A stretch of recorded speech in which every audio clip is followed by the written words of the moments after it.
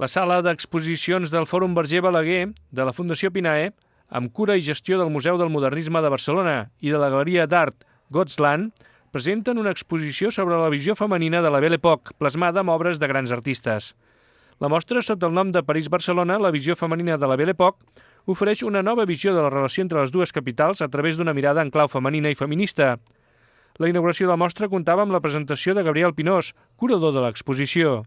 I el fet de fer-ho entre les dues capitals, entre París i Barcelona, doncs dona molt de joc perquè precisament tots aquests artistes catalans nostres, Ramon Casas, Santiago Rossinyol, Àngela de Camarasa, Nonell, etc., evidentment doncs, van partir de Barcelona per viure aquesta modernitat de París i sempre veiem, o veurem al visitant, que aquestes relacions entre París i Barcelona a través de les dones és d'anada i de tornada, és a dir, és un viatge continu entre les dues capitals.